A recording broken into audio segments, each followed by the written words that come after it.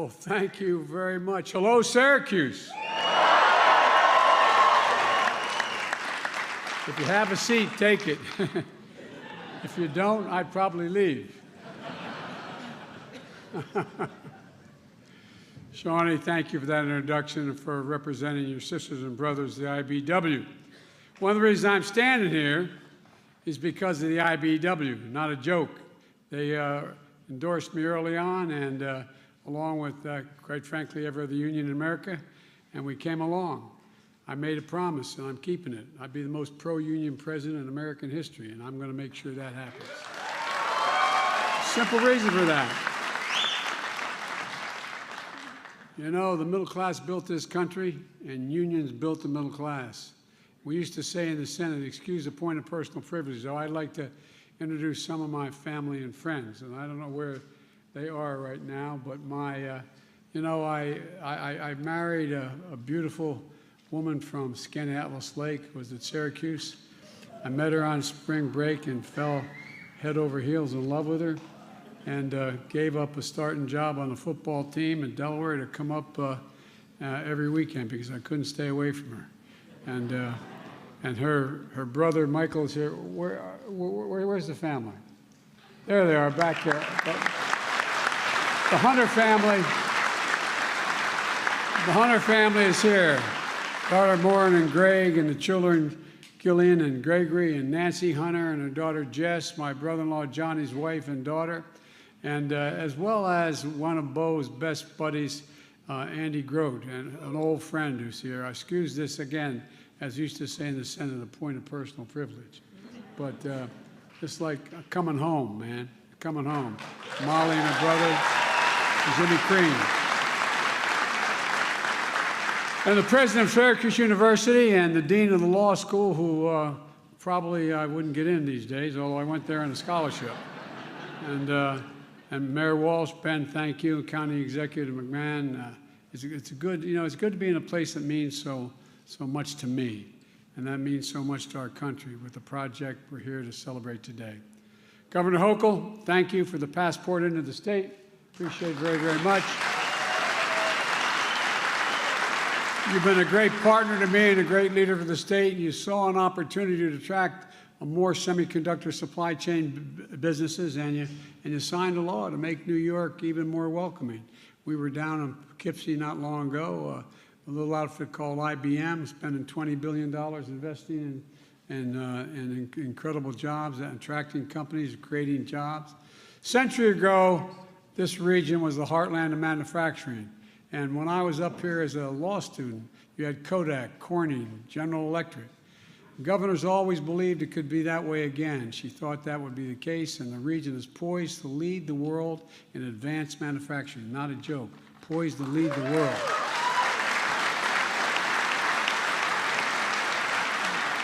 And I also want to thank my buddy Chuck Schumer, Senate Majority Leader. This guy gets things done.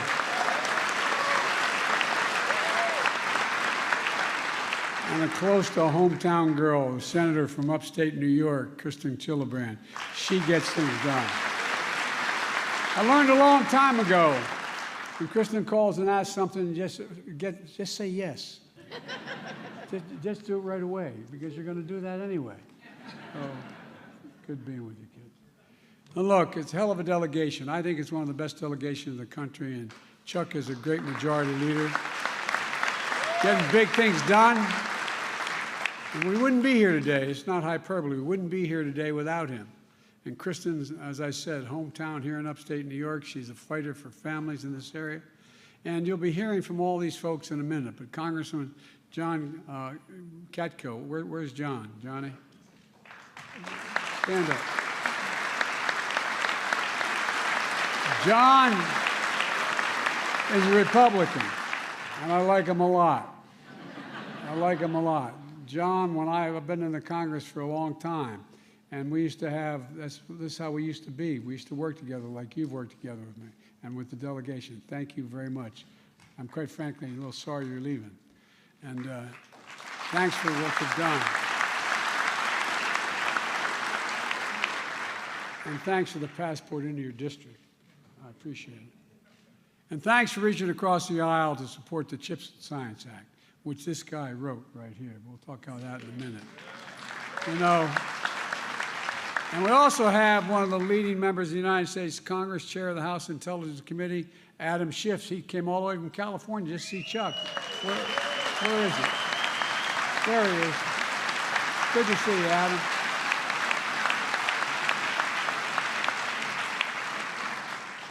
Adam and I talk together a lot. We can't share any secrets to the rest of you, but you know, we can talk. He's the only guy I can talk to. I'm only kidding. Folks, we're here to celebrate one of the most significant investments in American history. Again, not hyperbole. One of the most significant investments in American history. And it's going to ensure that the future is made in America. One of the bright spots around the country that should give us a sense of optimism and hope about who we are as a nation. And it's part of a broader story about an economy we're building and one that works for everyone. The positions America put America in a position to win the economic competition of the 21st century. And again, that's not an exaggeration. It's literally an accurate statement. We're joined today by the CEO of Micron to celebrate their commitment to invest $100 billion over the next 20 years here in America to build factories, to make semiconductors, those small little computer chips that power everything in our everyday lives, from our smartphones to our automobiles to washing machines, hospital equipment, you name it. It's the largest American investment of its kind ever in our history. Thank you very much, boss. They're going to build factories the size of, this is not hyperbole, the size of 40 football fields, big enough to fit the Carrier Dome 4 times inside it and still have space left over. And we're going to, this is amazing. What's that going to happen here? You guys have no idea. It's going to run, and it's going to run entirely on renewable energy. 9,000 jobs, from PhDs and engineers, HVAC technicians, machine operators, with an average salary of $100,000 a year, and tens of thousands more jobs across the supply chain. 20 unions working together to fill jobs for technicians, construction workers, electricians, operating engineers. And by the way, it's the largest investment in American history that's also governed by a project labor agreement.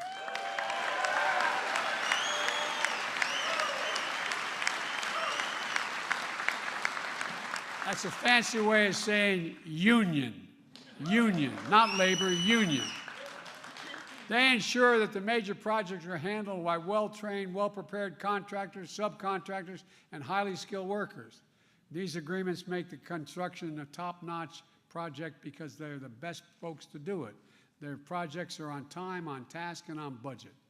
Back in February, I signed an executive order to make sure large federal construction projects use project labor agreements. And it means that Micron is using one here as well. Micron's also paying a prevailing wage for funding apprenticeships programs, so folks can get trained in places like this community college for one of the thousands of good-paying jobs in this new site. And it really matters. It matters a lot. America invested in these chips. The federal investment helped reduce their cost, creating a market and an entire industry that's American-led. You know, that's how it all started. As a result, over 30 years ago, America had more than 30% of the global chip production, 30%. Then something happened. American manufacturing, the backbone of our economy, got hollowed out. Companies moved jobs overseas from the industrial Midwest as well as from the Northeast and manufacturing towns like here in central New York and upstate New York. And as a result, today we're down to producing only about 10% of the world's chips. We invented them, but we produce only 10%, despite leading the world in research and design of new chip technology as well. It's here in the United States. But because of the new law I signed and Chuck designed and delivered, we're turning things way around in a very big way. With Micron's $100 billion investment alone, we're going to increase America's share of global memory chips and production by 500%.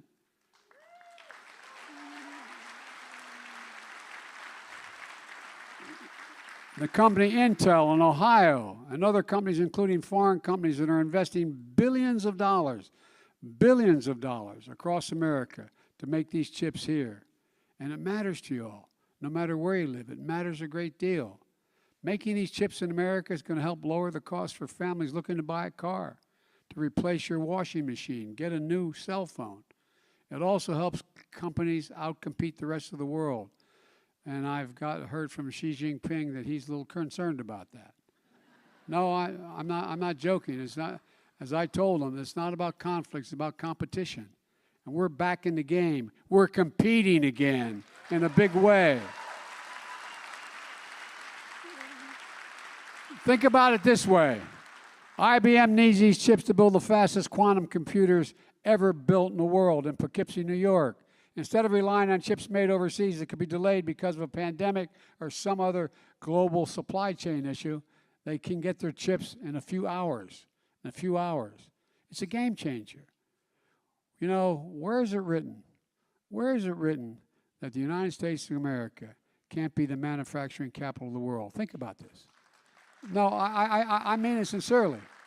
Where in the hell is it written that says we cannot be, as we've been hearing for the last 25 years, the manufacturing capital of the world?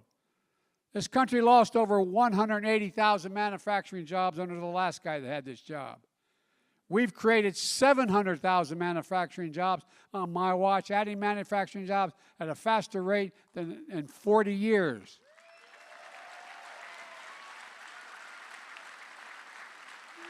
The previous president made a string of broken promises in places like Wisconsin, Indiana, Ohio, where promised investments in jobs and manufacturing never materialized, but layoffs and shuttered factories did materialize.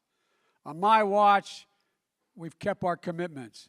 On my watch, Made in America isn't just a slogan, it's a reality, made in America. And today's announcement is the latest example of my economic plan at work. I've said from the beginning that my objective is to build an economy from the bottom up and the middle out. An economy that rewards work, not just wealth. An economy that works for everyone. So the poor have a ladder up, the middle class can do better, and when that happens, the wealthy do very well. They don't get hurt at all. They do very well. It's a fundamental shift, and it's working compared to what the very conservative Republicans are offering these days. Let's just take a look at the facts. When I took office, the economy was in ruins. My predecessor was the first president since Herbert Hoover, not a joke, to lose jobs in the entirety of his administration, the first. Unemployment, when I was sworn in, was at 6.4%. Hundreds of thousands of small businesses had closed. The irony is that during the pandemic, the record number of Americans became, at the same time we lost all these small companies, a record number of Americans became billionaires in the middle of this crisis, while more than 9 million people were still out of work from the pandemic when I took office. Today, with the help of the people behind me, we're in a much better place. 10 million jobs created since we took office, a record for any administration in American history. Unemployment is at 3.5%, the lowest it's been in 50 years. 5.4 million Americans applied to start small businesses, the highest level ever in American history. And because of the actions we've taken, gas prices are declining. We're down $1.25 since the peak at this summer, and they've been falling for the last 3 weeks as well, and adding up real savings for families. Today, the most common price of gas in America is $3.39, down from over $5 when I took office. We need to keep making that progress by having energy companies bring down the cost of a gallon of gas. That reflects the cost they're paying for a barrel of oil. There used to be a direct correlation. Barrel of oil goes down, the price at the pump goes down at the same time. If we're taking average profits they've been making over the last 20 years instead of the historic profits they're making today, the price of gas would be down an additional 40% to 40 cents today to $3 a gallon. And by the way, Last quarter, the 5 largest oil companies made, in the last quarter, $70 billion in profit in 90 days. Shell announced just this morning that it made $9.5 billion in profits in the third quarter. $9.5 billion. That's more than twice of what they made in the third quarter of last year. And they raised their dividends as well, so the profits are going back into their shareholders instead of going to the pump and lower the prices. Because if they charge the same amount as they're acting as they did a year ago and 2 years ago, when the price of gas goes down, the price of oil goes down, the price of gas goes down. And even though my Republican friends in Congress seem to be hoping for a recession, many of them, present company excluded, today the GDP results came out and the economy, in fact, is growing. In fact, the economy grew at 2.6% rate last quarter. And although it may not feel like it for everyone, people's incomes went up last quarter more than inflation went up. And enough growth. So economic growth is up, the price of inflation is down, real incomes are up, and the price of gas is down. Folks continue to spend, but now at a more stable pace than during our rapid recovery last year. Businesses continue to invest in America. Exports are up, which means we're making things here in America and shipping the products overseas instead of shipping jobs overseas and sending them back here. The supply chains are running more smoothly, helping companies build up inventories. Here's another thing. My predecessor promised, and you heard it for 4 years, infrastructure week, seemingly every week for 4 years. But it never got done. It became a punchline when you talk about infrastructure week. Well, on my watch, we turned infrastructure week into the decade of infrastructure and a headline. A once-in-a-generation investment on our nation's roads, highways, bridges, railroads, ports, airports, water systems, high-speed internet. And the American people are seeing the benefits of this economy that works for them. Families have more net worth today than they did before the pandemic. Fewer families are behind in their mortgages, their credit card bills, than they were before the pandemic. More Americans have health insurance than before the pandemic. And we're doing everything we can to give folks just a little bit, and my dad would say, just a little bit of breathing room. We're giving Medicare the power to negotiate lower drug prices. Folks, we've been trying this for as long as I was in the Congress. We pay the highest price for prescription drugs of anywhere in the world. And I'm talking the exact same prescription made by the exact same drug company, sold in the United States and sold in France. You can buy it probably 30% cheaper in France or Canada, around the world. Where's it written that that's okay? Where does it say that's okay to do? We're capping seniors' out-of-pocket prescriptions starting next year. Prescription drugs, and it's the law now, will not have to pay if they're on Medicare more than $2,000 a year for the prescriptions, no matter how much that costs. Even if their drug costs are $10,000, $12,000, $14,000 a year, like some cancer drugs do cost. Now, if Big Pharma tries to raise drug prices faster than inflation, they're going to have to write a check to Medicare to cover the difference, because there's no rationale for it. Unless they can prove they engage in additional research to improve the product, if it's the same exact product, they cannot raise the price beyond the cost of inflation for that particular drug. And by the way, put this in perspective, last year the price of 1,200 specific prescription drugs went up faster than inflation. We're going to put a stop to that. From now on, if drug companies rise the price faster than inflation, they're going to have to rebate the money back to Medicare. We're also capping the cost of insulin for seniors on Medicare at $35 per prescription instead of the average $400 a month, like some are paying now. We passed tax credits to help families buy energy-efficient appliances, put solar panels on their homes, help them buy an electric vehicle, weatherize their home, Things that are going to save, it's estimated by the utility companies, an average of $500 a year for the families, and much more if they were to purchase a vehicle. Yesterday, we announced steps my administration is taking to get rid of unfair hidden fees, known as junk fees, that are proliferating, like surprise banking overdraft fees, an average of $35 for every overdraft, or credit card late fees, an average of $50. Or if you get on a plane and you want your 2-year-old child to sit next to you, you're going to find out you paid a hell of a lot more for your ticket when you land, before you land. If you find yourself in a position, and it goes on and on and on, all these hidden fees, well, guess what? These can add up and make taking the real money out of the pockets of ordinary Americans. That's on top of actions we took earlier this month to lower the cost of hearing aids, to make them available over the counter at places like Walgreens and Walmart. This is going to save, on average, $3,000 for a pair of hearing aids for millions of Americans with hearing loss. $3,000.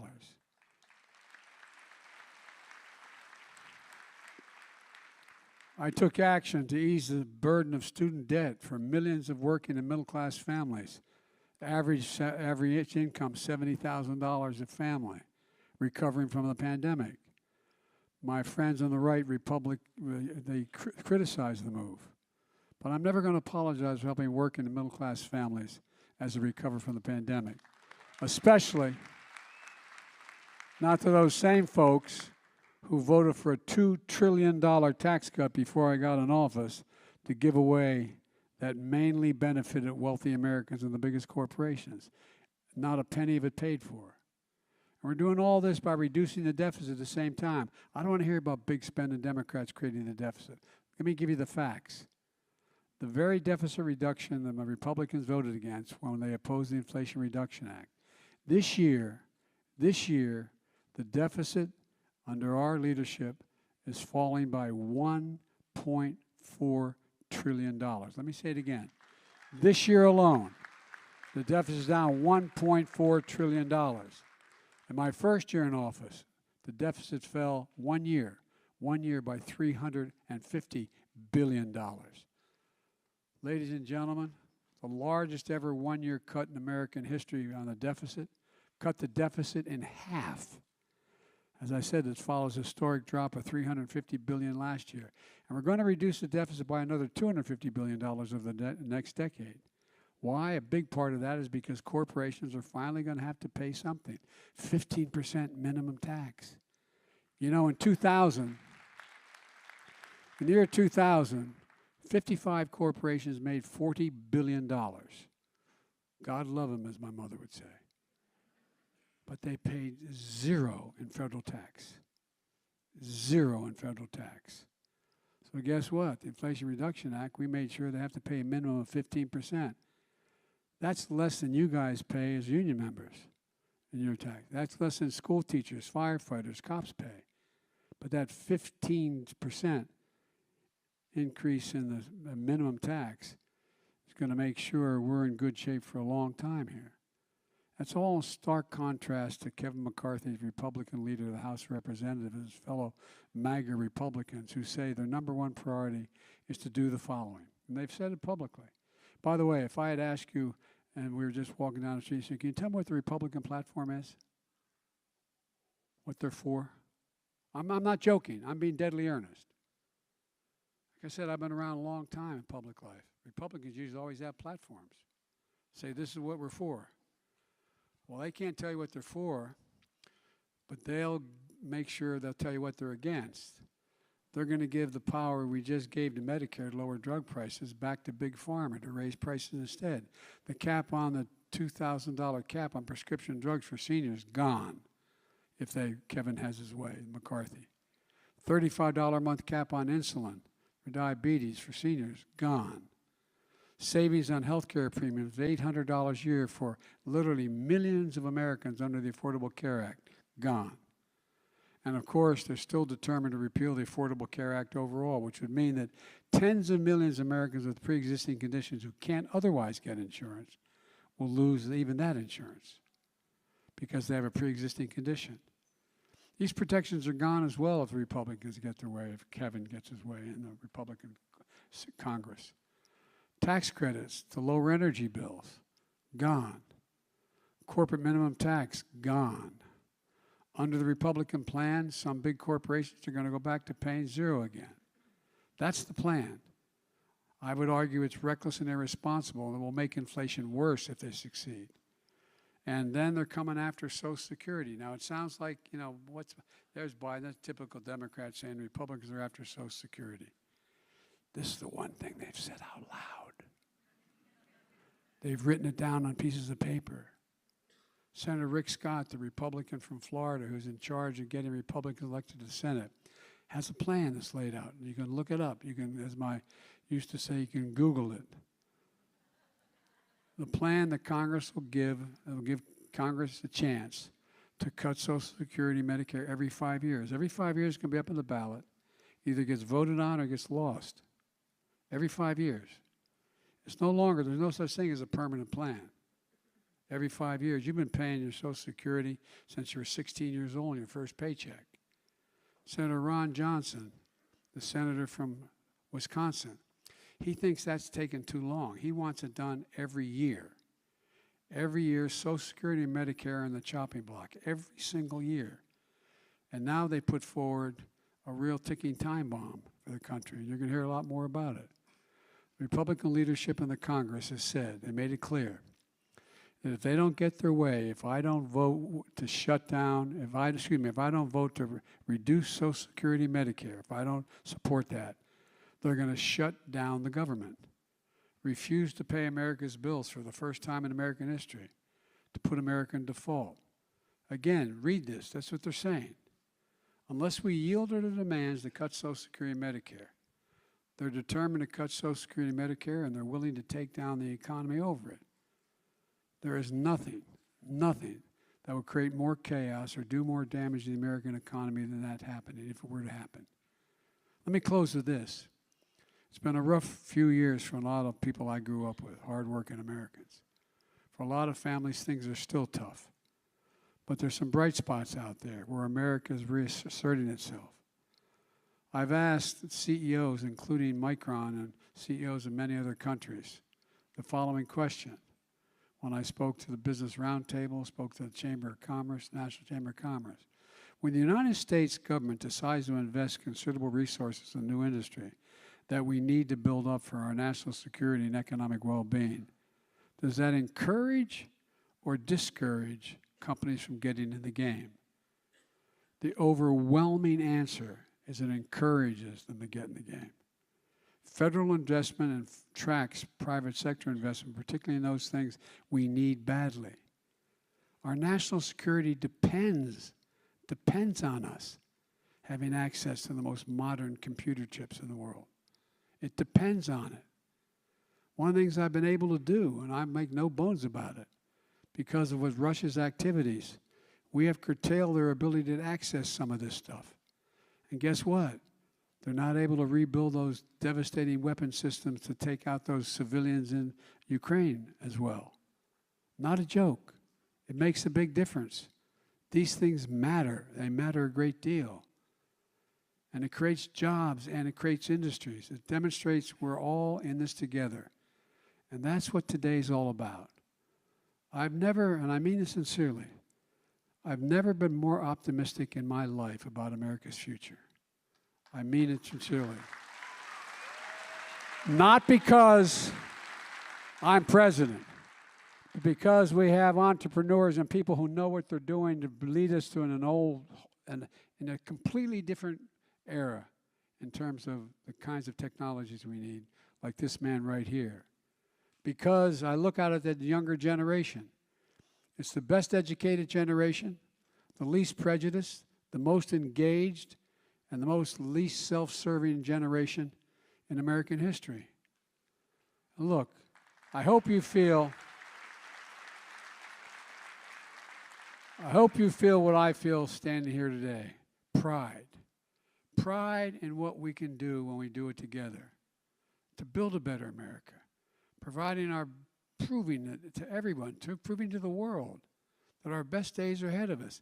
I know every major world leader because of the nature of my job, and before that, when I was vice president, that was my job, and before that, I was chairman of the Foreign Relations Committee. And guess what? There's not a single nation in the world, of major nation, that wouldn't trade places with the President of the United States in a heartbeat. Not a joke. Think about it. Not a single solitary one. Not a single one. And I talk to these folks all the time and meet with them all the time. And they want to know, are we going to be okay? Because if we're doing well, they think they got a shot to do well too. And that's not hyperbole. That's a fact. But we just have to keep it going. And I know we can. We just have to remember, for God's sake, who we are. We are the United States of America. There is nothing beyond our capacity. And we're the only nation in the world that has come out of every crisis better than when we went into the crisis. And folks, we're going to do it again. God bless you all, and may God protect our troops. And I want to invite my good friend, the great partner, Majority Leader Chuck Schumer, to the podium, author of the CHIPS and Science Act, and one of the major reasons we're standing here. Chuck, the podium is yours. Thank you, Mr. President. Great job. That was well done. Everyone, they're giving you a standing ovation.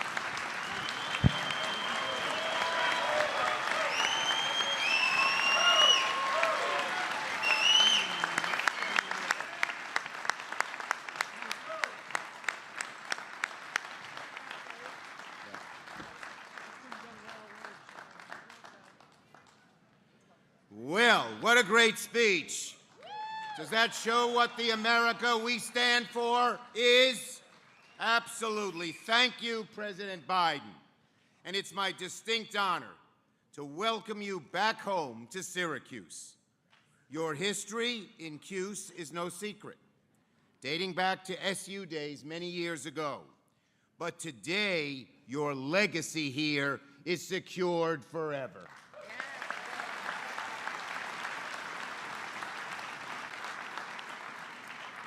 Let me thank my true partner throughout this process, another SU alumni, and that is Governor Hochul. We make an unstoppable team, and if I didn't have her fighting alongside me for New York, we wouldn't be here celebrating today. I also want to thank your great county executive, Ryan McMahon. Where's Ryan? Who through his leadership and vision made White Pine the nation's premier greenfield for semiconductor manufacturing. The county executive, Center State CEO Rob Simpson, Building Trades President Greg Lancette, and a round of applause again for Shawnee Davis, as well as countless other local leaders, helped transform Central New York into a place that makes this investment possible. And of course, my dear friend, who I've come to know and become very close with, Sanjay Mehrotra, who built one of America's most innovative companies and is now following through on his vision of bringing leading-edge semiconductor manufacturing back to America, including right here in Central New York. In short, folks, this is a great day for Central New York and a great day for America. This is our future, and it is great.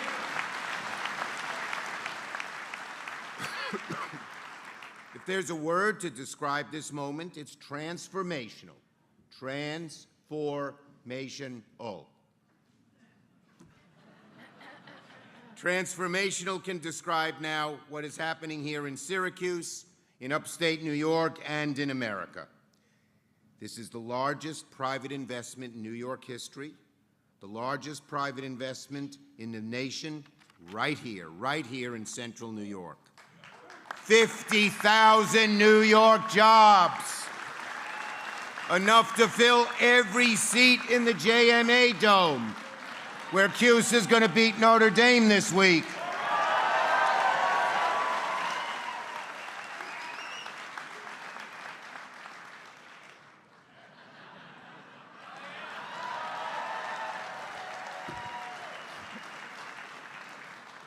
And every single inch of this massive project will be built with union labor.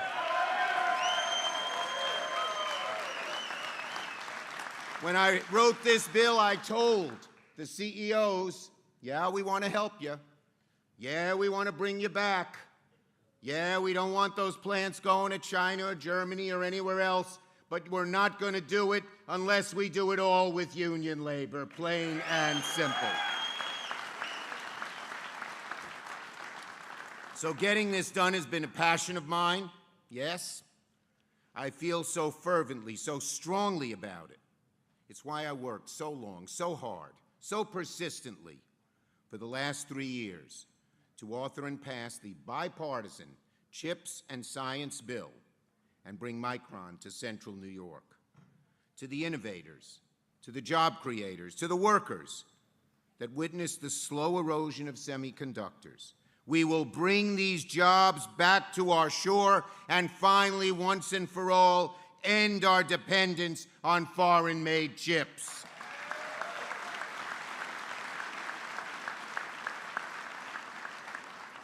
Now, all of the major microchip companies are considering investing in the U.S. because of these federal incentives. Without the CHIPS and Science Bill, this celebration of new investment would be happening somewhere, but they would all be overseas, in Europe or Asia, not here in America, not here in Central New York. Congressional negotiations were all but dead over the summer. But President Biden and I knew the stakes were too high for the country to let the bill fail. And we fought so hard because President Biden and I knew what succeeding would mean to places like upstate New York. So with the President by my side, supporting us in every way at every juncture, and with White Pine as my guiding light, we got the bill passed, which brought us here today. And President Biden, you will be going to many more great celebrations like this from one end of America to the other because of what you did.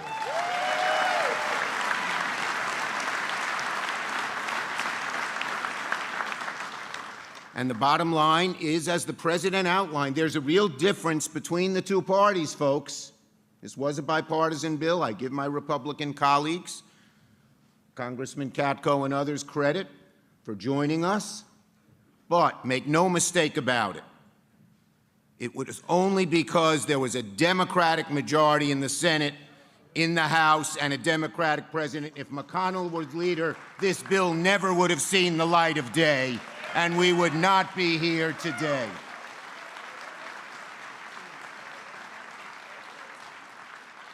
We're seeing investments like this across the country.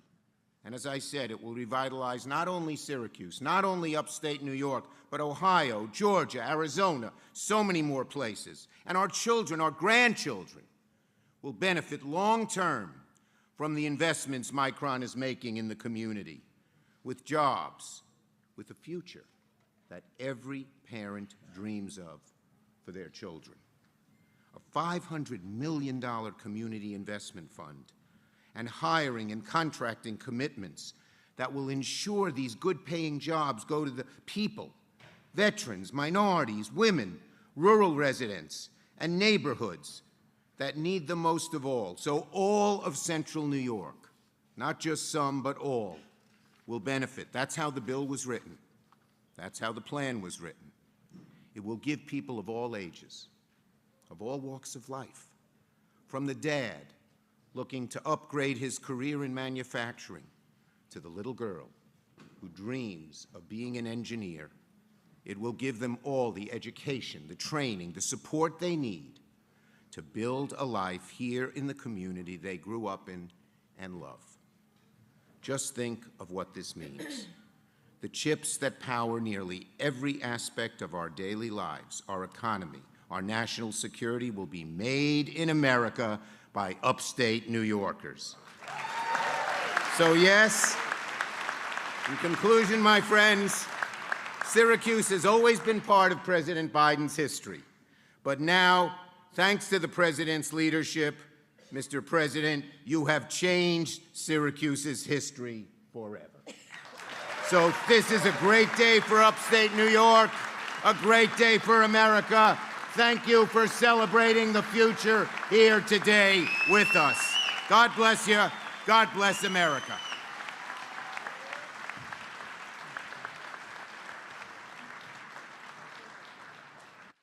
Now I'd like to invite Governor Hochul to the podium because, you know, there was two pieces of this. There was an important piece of legislation passed in the United States Congress, but there was also an important piece of legislation initiated by the governor to make this finally happen. Governor, the podium is yours.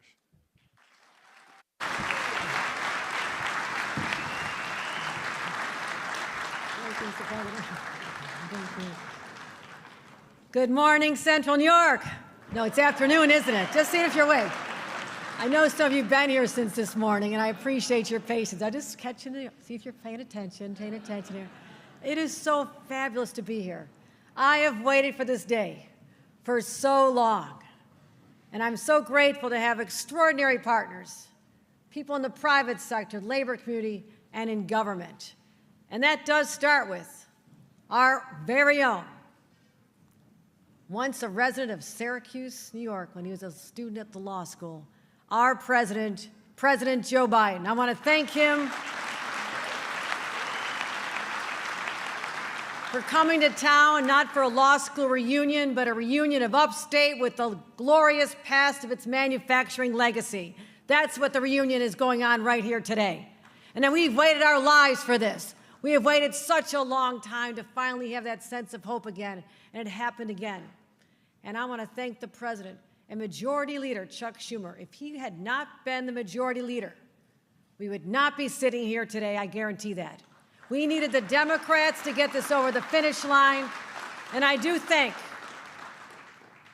Senator Gillibrand and all the other senators who teamed up on this. And in New York State, knowing how important this was to our state, I thank the entire Democratic congressional delegation and the two Republicans, John Katko and Chris Jacobs of Buffalo, for being the two who supported it. I'm grateful.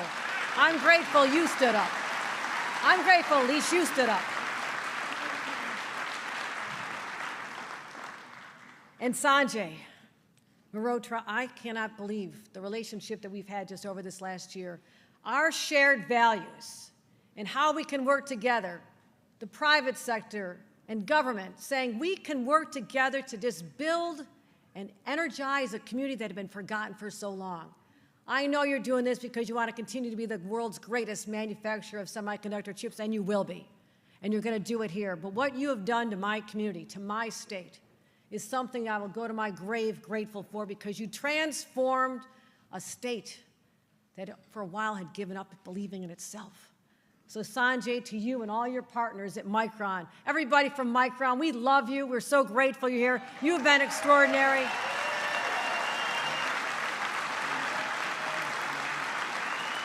Since Micron, stand up, Micron. How do you spell hope in New York? It's M-I-C-R-O-N. That's how you spell hope, M-I-C-R-O-N. We are grateful to you.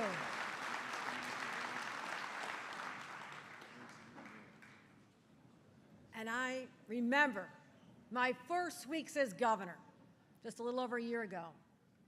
Kevin Eunice came to me, and I want to thank him personally, because this was the job, Empire State Development.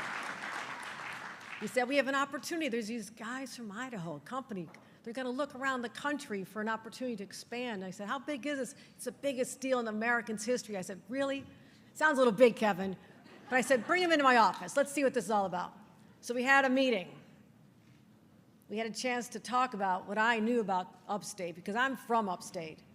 I happen to be the first upstate governor in 100 years. I know upstate New York. And I lived through the tough years. I knew what it was like when unemployment was 15%, when all the members of my big Irish Catholic family, who grew up in an area called Lackawanna in Buffalo. And Buffalo, here we go. The Bills are doing pretty good, too. Grandpa made steel. My dad made steel. My uncles made steel. But in 1982, when all those jobs went away, my brothers and sisters couldn't find work. Unemployment was 15% where I came from. And it was all over upstate New York. We lost those jobs to Japan and China, the Southwest. The phrase in my community was, last one out the door, turn out the lights. That's what we told our kids. Our greatest export were our children. I lived through that. That's in my soul. I know what happened to a state and to a community because the businesses gave up on us. We didn't give up on them. We were still the same people. We still wanted the dignity of a good job. We wanted our union members to continue working and making things like they had for generations, but the jobs were gone back then. So when I saw an opportunity with Micron knocking on the door saying, what can you offer? We said, we're not losing this one. This is just too big. This is how we can regain that sense of exceptionalism that we've always had as New Yorkers. It's who we are. We build things, we grow things, we imagine things. And I knew we couldn't let this one go, and we worked hard, and I'm so grateful to have partnered with Chuck Schumer through every inch of this to get it done at the federal level.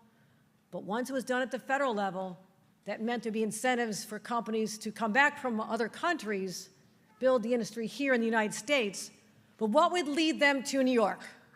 Because everybody's saying, oh, it's not the place you want to build a business. Oh, no, they're not so friendly. I said, we're going to prove them wrong. And what we had to do, we went to the legislature, and I thank Al Sturpey, our assemblyman, for being the quarterback who got this one into the end zone with the legislature. I thank Jeremy Cooney. I thank Majority Leader Andre Stewart-Cousins. I thank the Speaker, Carl Heastie, and everybody who stood up and says, we can do this. Now, there were some naysayers. Oh, no, what are you doing here? Not sure about this one. I said, I don't care. I don't care. I'm not losing this one. This is not happening under my watch. And we got through with the support of the legislature, the Green Chips Act, that gave us that extra leverage to say, I go back to Sanjay, I go back to Micron, I said, yes, you're going to do something in America, but you can do it in New York. And we're going to give you the best educated workforce, the most incredibly innovative people from all the walks of life up here. The people who are being educated in world-class universities. And I know that working together, our Green Chips bill, which puts an emphasis on sustainability, you're going to be a model for every other business in the world when you're done. And we're focused on the $500 million community investment plan that you've made, because we asked for it, and I'm thank you. We said we can build up childcare so moms can get to jobs. We can do apprenticeship training. We can get kids in underserved communities that chance of an opportunity that they never would have had, that their parents didn't have. That's how we build the New York dream, and it's happening before our eyes. That is what is so energizing. So those who gave up on this state a long time ago, oh, you didn't make the bet in the right place, because it's happening here. I'm getting phone calls right now from companies all over this country who are saying, tell me about New York. Tell me about this whole ecosystem. We don't need to be a Silicon Valley or a triangle down in North Carolina. This is not just CHIPS corridor. This is CHIPS country. This is New York State, and we're going to build it here in New York. And I am so excited to be able to turn the page on history that was dark and hard for many of us for so long. This is a new era, my friends. This is a new day. This is New York. Thank you very much.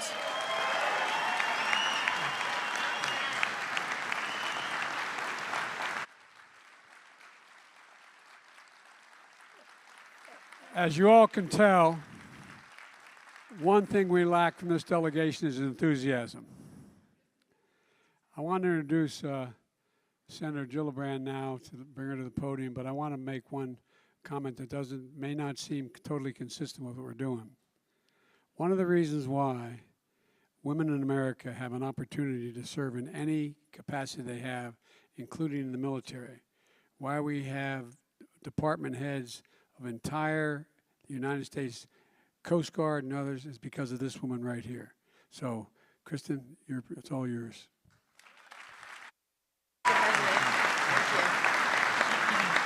Well, this is an extraordinary day for celebration. I can't tell you how important this is for the state and the country. And it starts with a president who believes in the American worker, who believes in the American union movement, and who believes in the endless possibility of what America can build and what America can do. And that is President Joe Biden. Thank you, Mr. President, for having the vision to bring us here today. The second person we need to celebrate is our own Senator Chuck Schumer. He brought this to life from the beginning. This was his idea. He's been working on this legislation for over a decade. He knew that to compete with China, we needed to make it here. He knew if this country was going to be secure, we needed to make chips here. He knew that the only way to do this was through a bipartisan bill that would bring the whole country together about making it here. It was Chuck's dream vision from the beginning, something he knew he would do when he became majority leader. So I just want to thank Senator Schumer for not only being our vision, but our closer. Thank you, Senator Schumer, for getting it across the finish line. And then I have to thank our governor. This doesn't happen without a governor who is able to come to the table with resources, to come to the table with promises of the best workforce in the country, who can come to the table with promises for education, for a pipeline of the best students, of the best workers. Someone who could come to the table with tax incentives, meeting this company, Micron, halfway to get it done. Governor, without your vision and your commitment, this would also not be done. So thank you to Governor Hochul. And last but not least, our CEO. Sanjay's had a vision for what Micron can do. I can't tell you how proud he was to show the president what this plant's going to look like, that it's football field after football field in length, the state of the art. It was amazing. It was more than a kid in a candy shop. It was a man who was realizing his vision of his whole future. And he sees each one of you in this future. Every worker in this community is part of this future. And it is a bright future, and you should be so proud. Thank you so much. Now, there are 3 reasons why this is a big deal. And I won't use the word that the president likes, but it's a big deal. And it's a big deal for 3 reasons. The biggest and most important, especially for this community, is jobs.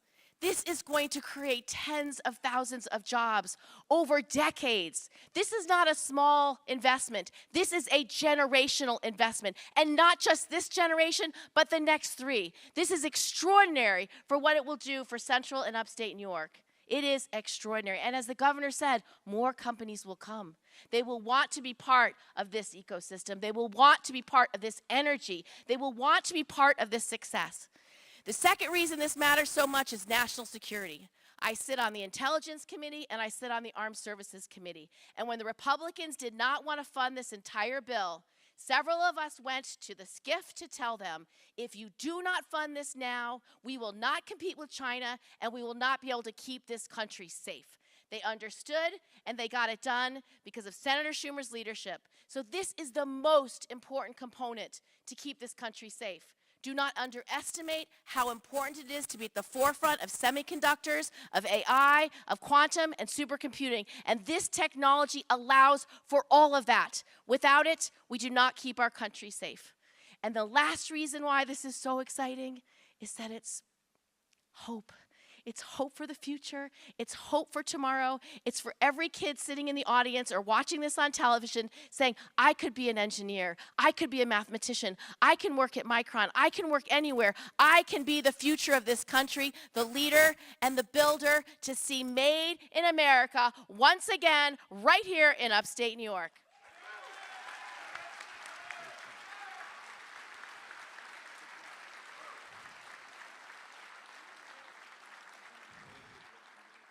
You're going to hear from our last and most important participant up here on the stage, but you know, the point that I want you all to remember is the jobs created making these chips and building these buildings is important. But guess what? Those of you who sell automobiles in dealerships are going to sell a whole hell of a lot more cars because people have good salaries. Those of you who make sandwiches in restaurants are going to make a whole lot more meals. Those of you who have clothing stores. I'm not joking. Think about the spinoff. Think about the spinoff. And so this is really a game changer for New York. It's a game changer for the country. And the guy who's changing the game, Sanjay, it's all yours, kid.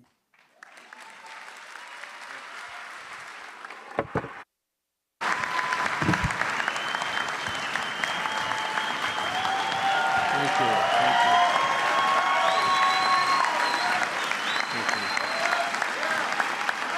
Thank you.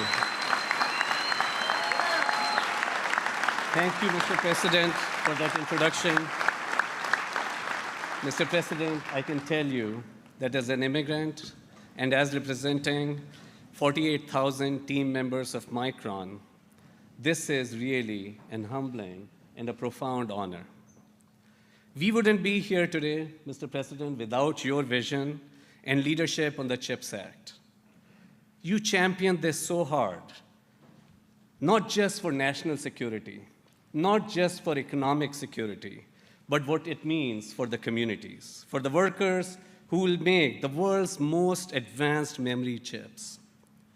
The people of Clay and this region can take pride that what they make here will be used all over the world.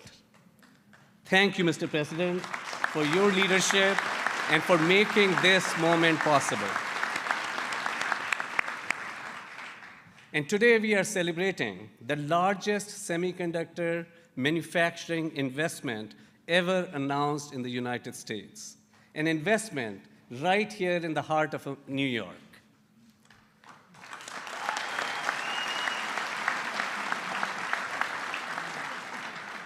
We, Micron, plan to invest $100 billion over the next 2 decades, building a mega fab manufacturing complex employing 50,000 workers here in New York. When fully built, these fabs will produce nearly 4 billion chips a year. And each of those chips, I had it here, and is it? Can you see it? Very little. It is very little, but I happen to have another one in my pocket. It's this small. It is smaller than my thumbnail. It is thinner than my thumbnail. And it will contain these chips that we'll make here, each one of them will contain billions of bits of information. Isn't that astounding?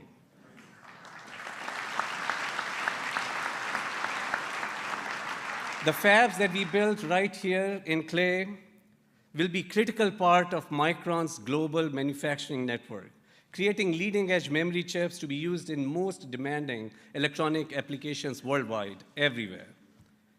Clay, New York, just a few miles north of here, will be able to say with pride that they are home to some of the most advanced manufacturing in the world.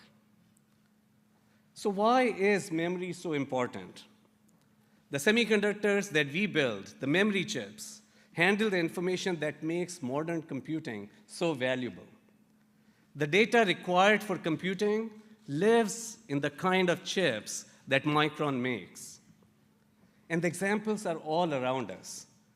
The ability to change speech to text in your smartphones, advanced safety features in your modern cars, massive e-commerce platforms driving digital transformation, precise medical imaging systems that help doctors make critical diagnoses.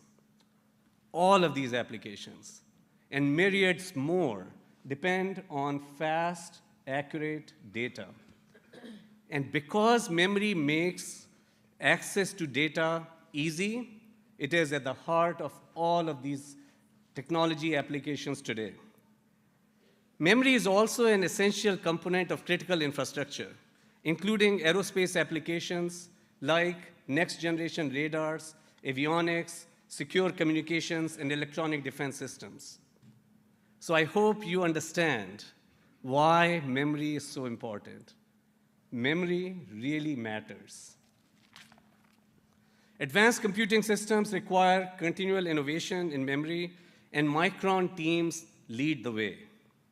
Micron, over 44-year history of the company, has now amassed more than 50,000 patents.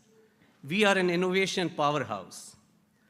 We are the clear technology leader in memory, and we are now bringing that leadership in technology and manufacturing excellence to right here in Clay, New York.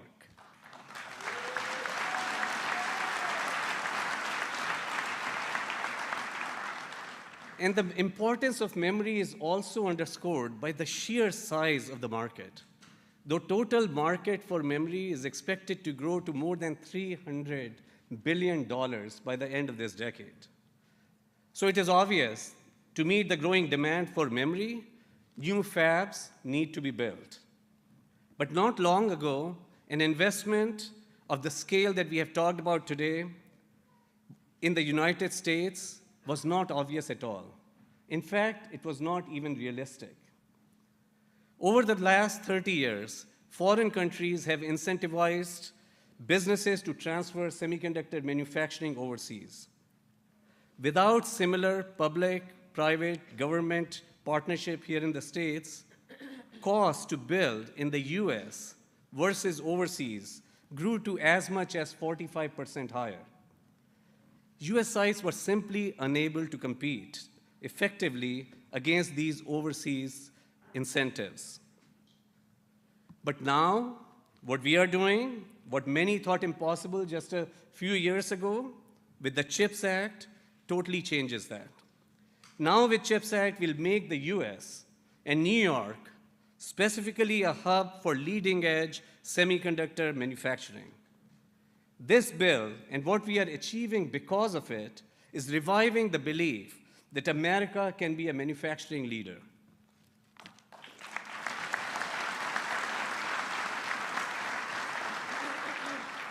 We are grateful to President Biden, Commerce Secretary Gina Raimondo, Senator Schumer, Senator Gillibrand, and so many others who ensured CHIPS became a reality. Senator Schumer, in particular, was a fierce advocate for CHIPS Act and for New York. Senator, you were relentless, and that's why we are here today. But equally important are the many state and community partners who made New York a great fit for Micron.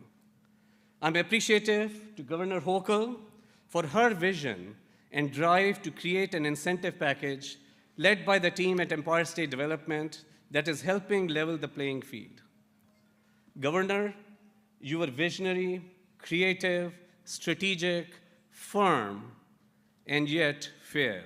You were instrumental in achieving this partnership between Micron and New York. Thank you.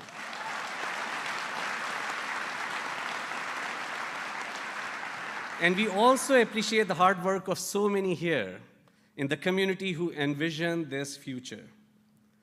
Center State CEO Rob Simpson, County Executive Ryan McMahon, Mayor Walsh, Congressman John Katko, OCC President Hilton, and Syracuse Chancellor Severud.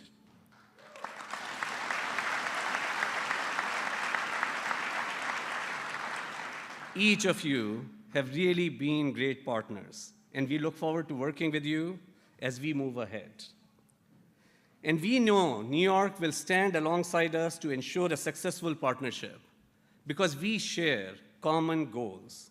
Goal 1, meeting the economic and national security needs of the US. Goal 2, securing long-term global semiconductor leadership for the US. 3, strengthening and expanding Central New York as a regional semiconductor and innovation hub. And 4, generating profits, benefits for a wide range of stakeholders in the community.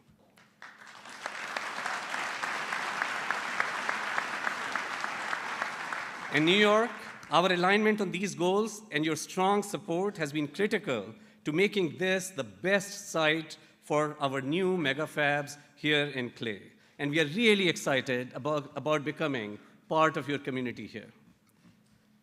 You heard earlier today of the wide range of trade and technical jobs required for this project and of Micron's partnership to invest in workforce development as well as in the community. We are proud to be partnering with New York to create a historic $500 million Green Chips Community Investment Fund. And we look forward to seeing these investments put to work for the benefit of the community. And we are investing nationally too. The Micron Foundation is partnering with National Science Foundation in joint funds to develop semiconductor curriculum in colleges and universities all across the US.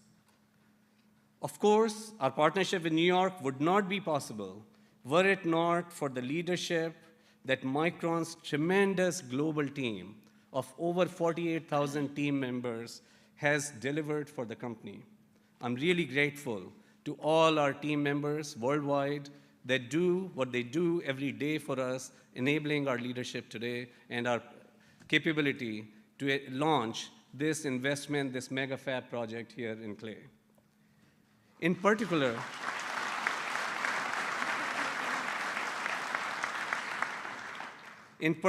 I want to thank the team that worked with the New York team. I want to thank Manish and April, Scott, Rob, Buddy, as well as Courtney and so many others in bringing us to this milestone today.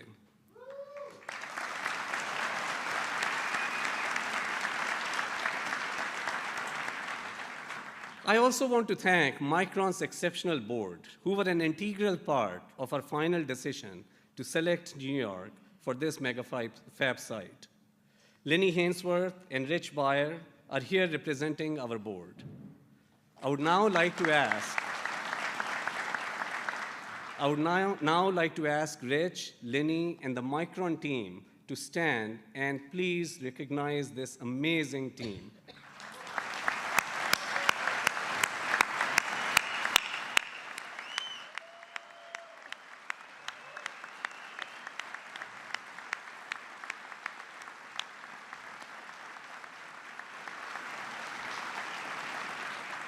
Thank you, team. Thank you. Today is indeed a historic day. We are at the beginning of a transformational journey that will have an impact for generations to come. Transformational for Micron and our capabilities to create leading-edge memory. Transformational for Central New York as together we build a world-class semiconductor hub. Transformational for the United States and the world, driving a renaissance in advanced manufacturing, securing our future, and building technology solutions that truly will enrich life for all. Thank you.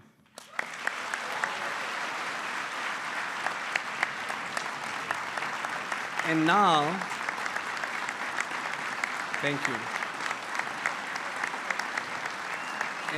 And now it is my honor to invite President Biden to come back to the podium to make closing remarks.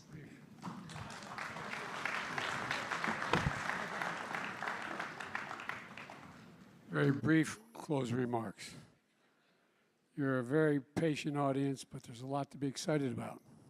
There really is. We use the word all the time, transformational, but this is transformational. And it's not just here, but it's primarily here. And so I want to thank you all. This is a big day for Central New York, but it's also a big day for the United States. And my grandfather would say, with the grace of God and the goodwill of the neighbors and a creek not rising, we're on our way. Thank you all so very much.